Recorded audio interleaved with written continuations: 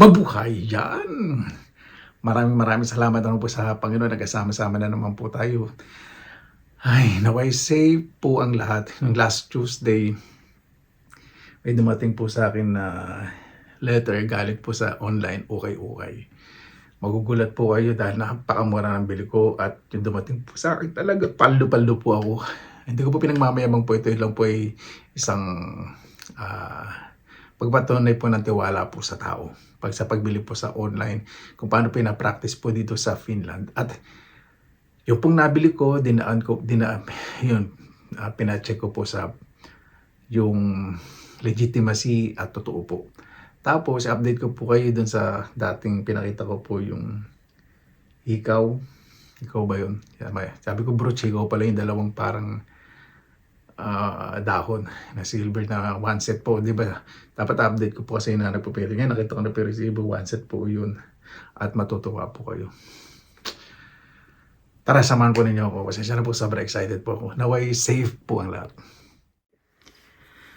Ayan, ito po yung online ukay-ukay. Ang pangalan po ay Tori. Ibig sabihin po nun market. Tori.com. Tori.fi. FI ibig sabihin po Finland. Di ba? So dito, pipili lang po kayo. Tatype lang po kayo kung ano po yung hahanapin po ninyo. Halimbawa, jewelry. Koro. So marami na pong lilitaw. Yan, meron pong may diamond, gold. Meron po ditong mga designers. Ayan po, may 25 euro lang. May mga silver, mga designer. Tapos, yan po, meron kwintas, 17 euro. So, pipili po kayo. So, online payment po yan. Mas maganda pa nagpe-payment po dito. Baka may 15 euro, may 10 euro. Imagine po niyan. Di ba? Yan, napakasarap pong mamili sa online. O kaya lang, tatanungin nyo po yung kung ano po yung timbang. At saka ano po yung size. Yun. Kapag may diamond po kasi, hinahanapan po ng certification kung totoo.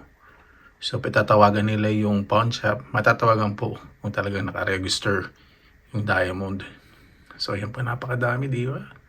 Kaya napakasarap po. Napakasaya. Tapos may mga kwintas lang, minsan 3 euro na lang, 1 euro, 2 euro. Iba po kasi, hindi po masyadong alam ang value. Opo, minsan nagpo-post po sila, kulang sa description. Basta wala silang bagong cellphone. Karamihan po din may mga edad na. Basta, ayun, nakabili po ako. Nakabili po kayo. Tapos, pakikita ko po sa inyo aking nabili.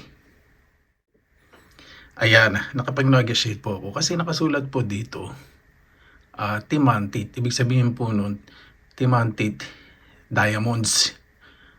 4 pieces. Ayan po, may size pa. Di ba? So ako parang, bakit naman ibebenta to? Ibebenta to ng 20 euro. Palagyan na po natin 1,200 po sa 4 pieces. Kahit na po sinlaking butil po yan ng blackheads o whiteheads. Napakamura po. Lalo na kung cut pa po, diba? Kasi napakaliit. Kaya may value. So, parang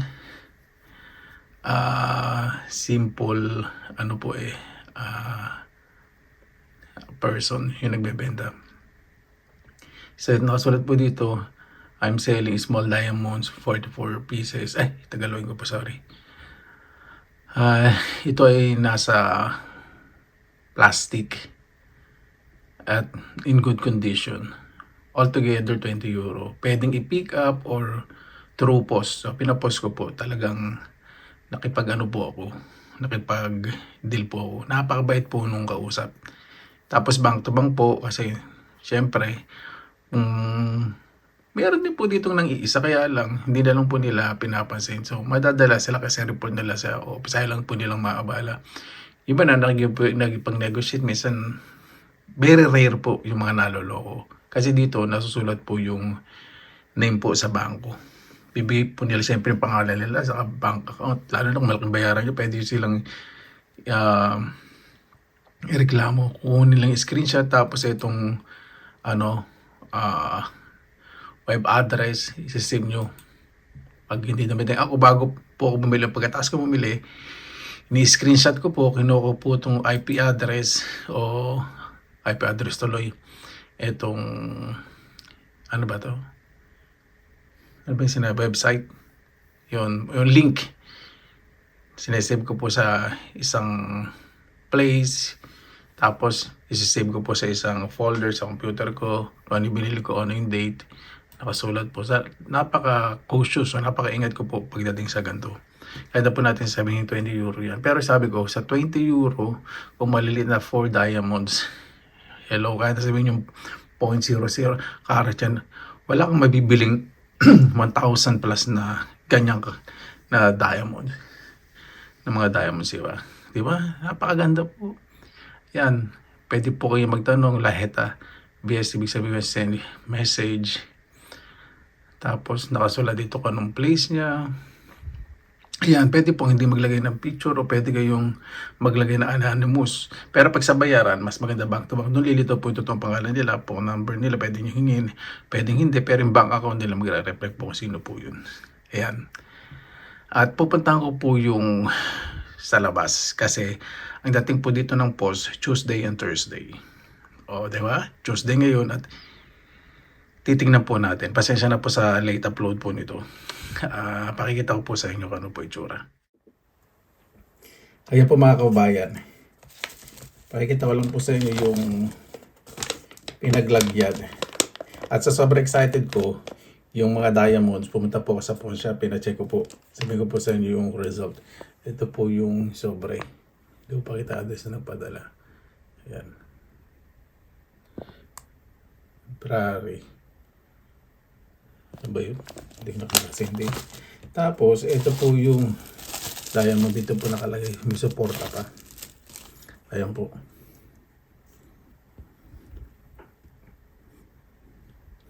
Yan po yung diamonds, 4 na piraso. Makikita nyo rin po sa screenshot po yung size. Kasi nagpa-send po sa akin nag-send po sa akin ng picture po yung seller. Pina-check ko po to, totoo po.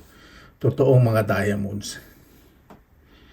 Kasi sabi nung nagbenta nito, nabili niya ito matagal na daw pong panahon. Edad po eh. Tapos sa dealer daw po. Hindi niya daw po alam ang value ngayon. Kasi pag nagpa-certificate po dito, muna certification po sa diamond, 100 euro mahigit. Di ba? So, isip niya na lang, magbenta, ibenta niya to. Nakita ko pa yung ibang mga post niya, binibenta niya pong mura sa mga ibang designers. Siguro, siyempre, di ba? Ano po, pag mga edad nagbabas ng gamit, iba na po nag-go-hoard, ibig sabihin, ayaw makawalan yung mga gamit, nag-ipon pa ng marami. Yan po. So, medyo gemologist po dito sa isang pawn shop. Tinignan niya po ito, sabi niya, totoo. So, nung pinatingin ko po, sabi niya, ang ganda daw. Tapos yung cut maganda. Tapos sabi niya, saan ko daw ito nabili? Sabi ko, nabili ko sa online. Sa tori.fi. Sabi niya, magkano nabili mo? Nung sinabi ko pong 20 euro. Nagulat po siya. Napakamura, napakaswerte mo. Sabi ko sa kanya, magkano ang value nito? Ako sabi niya, basta more than 20 euro. Hindi namin pwedeng sabihin. Sabi ko, naiintindihan ko kasi business yun eh. Hindi sila pwedeng pagsabi ng presyo. Sabi niya, kung papalagyan ko daw ng certification, iniisip ko pa po eh. Ita-treasure ko po muna kasi ito yung first ever na diamond na nabili ko po online. Ayan po, i-close up po ninyo. May cut na po yan. Maganda daw po yung pagkakakat kaya maliit. Yan. Maganda daw po ito ilagay sa hikaw o sa singsing. Sa 14 karat gold. Mas maganda daw po. O di ba? Napakaganda daw po nito. Napakaganda investment po, di ba? Yan po, jackpotan po talaga. Imagine po ninyo, no? Ay, nako. Sobrang saya ko po mga kababayan. Ayoko pong buksan kasi baka malaglag eh. Ayan po. Ayan po ulit, nasa screen. Ayan po yung size. Napakabait po nung nung nagbenta sa akin ito. Tapos may message po doon. Hindi ko na po nakita. Sabi niya, ay sandali, wag mo nagbayad. Hindi ko alam kung saan nailagay. Sabi niya, So parang nung yung na-disappoint ito, baka ako naloloko lang to.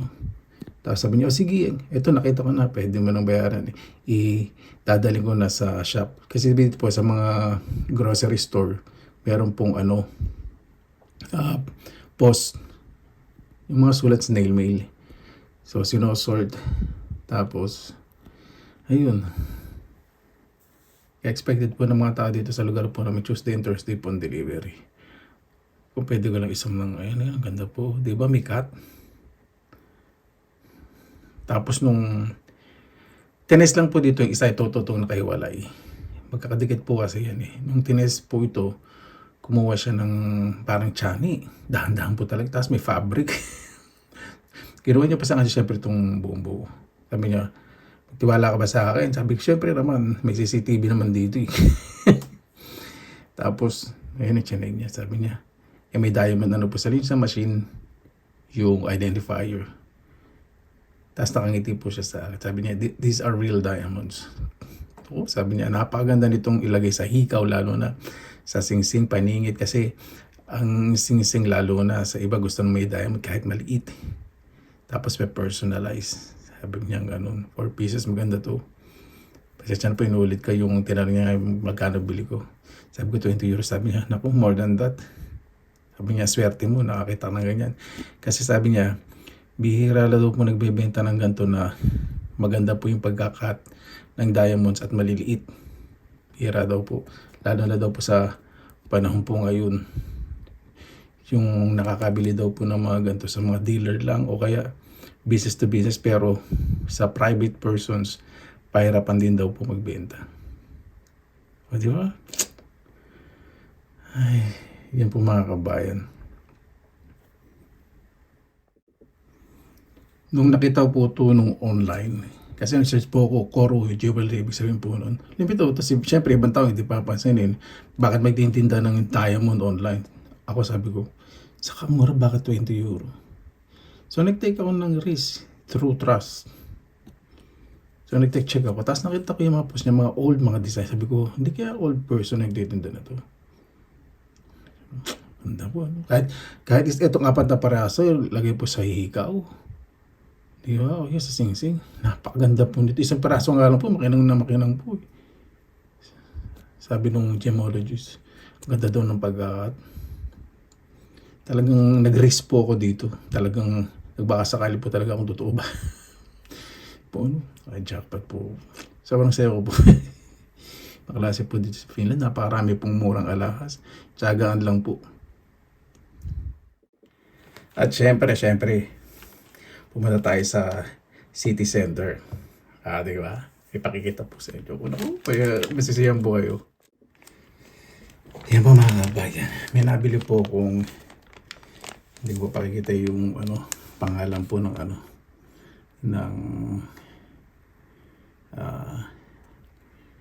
shop po dito. Respect na lang po na. Nabili po ang 6 euro na isang set po ito. Isang plastic po ito.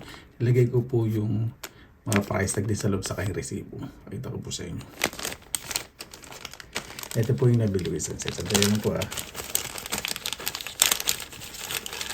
Ito. Yan. Ano po nakasulat doon? Puro retro lang. Yan may mayroon pang label. Ito. Tapos ito. Mayroon ko sa Ito pati tingo. Excited na ako, pasensya na po. So, ito po silver. Nakita ko na po ito. Nakita ko na po yung mark, yung hallmark. Hindi ko na po susub. Sumasakat na po. Pasensya na po. Silver, maliit lang siya. Bili ko pa na 6 euro. Tapos, ito po, binili ko itong talong na ito, magkasama. Ito muna, unahin natin. I-play natin ito. So, ito, nakasulat 1970 something. Pakita ko na po diba ito nung nakaraan. Kaya lang hindi ko pinakita yung isang set. Sabi ko, pakita ko, sobrang excited ko. Ito may nakasulat po na may po siya stamp. Sterling. So silver po ito, coated ng gold. Hindi ko po alam po yung karat. Patitingin ko po naman ito bukas sa pawn shop kung ano yung purity. ng gold kung 925 ba, o 813, o 830, 100%, 99%, o 900. Yan. O, diba? Ano po to? Vintage designers po yan. May nag-comment na po na gusto daw pong bilhin to. Kaya pinakita ko po ngayon yung isang set. Tapos ito, yung magkasama po ito, pareho ng kulay. Pareho po ng kulay yan. Magkakulay po. Ito po yung kulay niyan. Tapos ito, yung kulay, may ano siya, kala ko, natutuklap. So sabi ko, ano kaya malilinis to? May mga tarnish na bagong kulay, mga ganun. May itim, may light gray.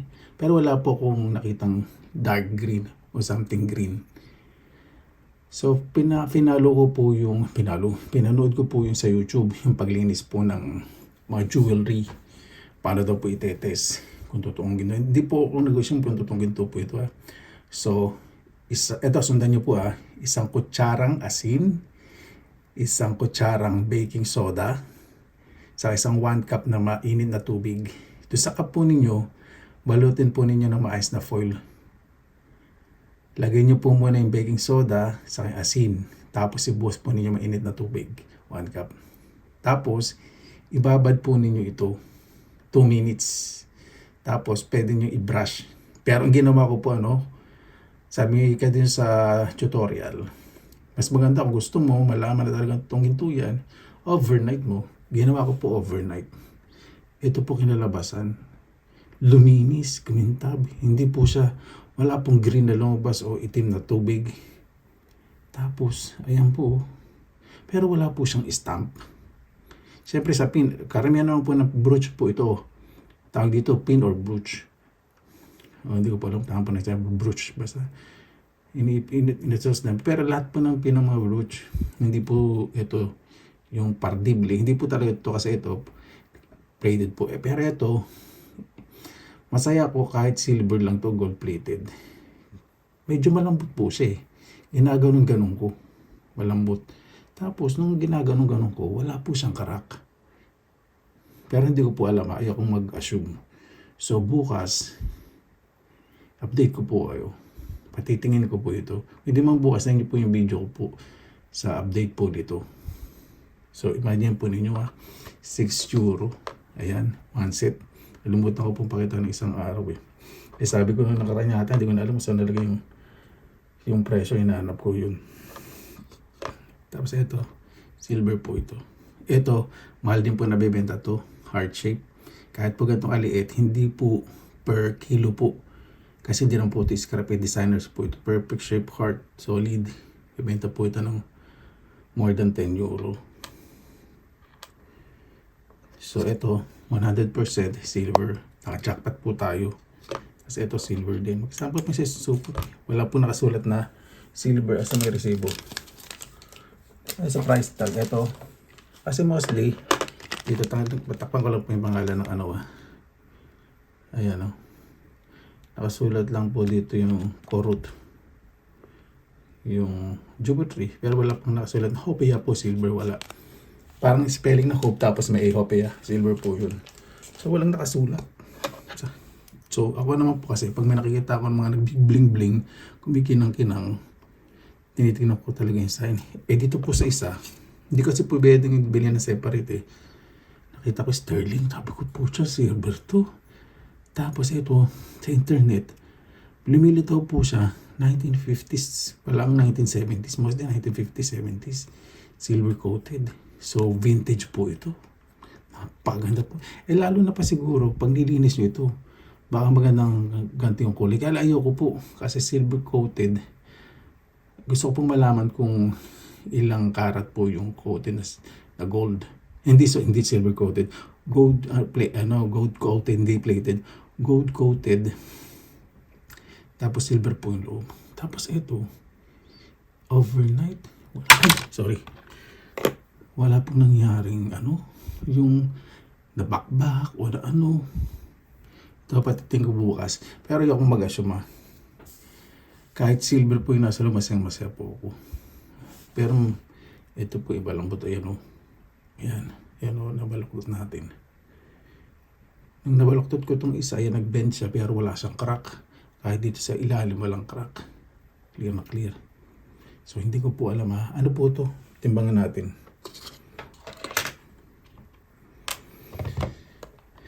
Kung sakali pero yung i-assume kung sakaling gold, tingnan natin kung sakali lang. Ano lang tayo? Maganda lang tayo. Mangarap. Ibag mag-assume.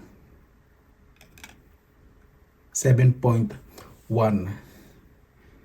grams. 7 grams. So, kung gold ito, dito sa Finland, pag mga ganyan po, mga 7 grams, pwede po itong ibenta up to yung maximum ko ba, pero reasonable, 1,000 euro. So, kung sa 1,000 euro, pumapatak po siya ng euro kasi 1 euro 67 67,000 kung gold po ito. Ano lang po yan pangarap na kung sakasakali. Hindi po assumption po yun Ang ganda po, di ba? Hindi po siya nag-tarnish o hindi nagkaroon ng discoloration. Anong binabad ka sa baking soda, sino may tubig na mainit. Tapos kaninang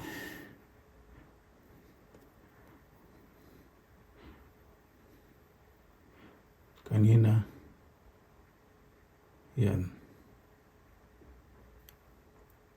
pagkagising ko, ito na po yung itsura. Kasi na po sa video po na to dalawang parts po ito, parang napapanood nyo parang isang part lang. Kasi naghalugog po saan ko nalagay itong mga to. Sa kaya ibang mag-receive naghanap pa po ako. Yung sa diamond po, Tuesday po yun. Kasi Wednesday. Ayan. Diba? Paganda po, no? Ay, nako. Yan, napakasarap po sa mga ukay-ukay yung nakikita ninyo. Ito, yung sign, doon po Mamaya, wag na po ito. Masakit na ulo ko. Yan po mga kabayan, no? Timbangin natin kung sa lahat na silver na to. Palagay natin silver na lang lahat. Medyo mabigat din po ito Ito makapal po kasi, makapal. Ito manipis So, 18.51. Tama, gold-plated silver. Silver, sterling silver nasa loob. Gold-plated, tama pala. O Goldfield. Pag GF po may Goldfield or SF Silver Field, so SR Silver Rolled, GR Gold Roll or Gold Plated. Yan po ibig sabihin ng mga yun. Yan po. Nabili magana nga pala. Wala na ako sa sarili ko. Kasi na-resibo. Ito pala. Hindi resibo yung price tag. Bili natin ng 6 euro. 1 euro na lang po isa. Ang pag i-compute natin sa scrap, 1 euro na lang. O tumubo tayo ng 12 euro something. Pero ito po, mga designers, vintage. Di ba? Ito po hindi galing sa Finland. France po yata o Italy. Kasi ito. Ay, naka. Paano po mga kabayan? Maraming salamat na po sa inyo oras sa ilan sa Pinilakalakbay. Bukas po, kung hindi ko po ma-update kayo boss, huwag po muna kayo mag-expect bukas Kasi kung may time po ako, papatingin ko po ito. Ito, itatanong ko po kung ano ang silver content, yung purity, kung 925 813 o 830. Ito 925 po, yung maliit na puso. Ito, kahit silver, positive po ko dito, kung hindi man ginto, silver. Di ba? Kaya lang, imposible po siyang, sabay, ayaw mo na magsasalita. Silver kasi medyo malambot din pala. Ayan po mga kabayan. Siya na po tuwa lang po sa mga binili ko. Napakagandang investment. Maraming salamat na po sa inyong oras na inilaan sa nawala na naman sa sarili. Maraming salamat na po sa inyong oras na inilaan sa Pinilakalakbay. Dumiskarte po tayo ng patas. kumilos po tayo ng marangal. Mas pansinin po natin yung kabutihan po ng ating kapwa, yung magandang bagay kahit maliit. Mas makapagpalakas po yun ng loob. Wag po natin o bigyan ng kahinaan ng loob po isang tao, lalo na po yung mga influencers, lalo po yung mga nakatira sa mga probinsya o nagbago po mga influencers, parang gusto natin bumagsak. Wag po ganun. Wag po tayo maging wag po natin wala akong sarili ko. Excited po. Huwag natin panatilihan ang crab mentality, yung inihila natin pababa ang kapwa natin, bagkus makasama po tayo. Napakasarap mong kumilos ng matiwasay. Basta lagi po tayong positive vibes, good vibes. God bless, ingat po lagi, magandang araw. Laban lang.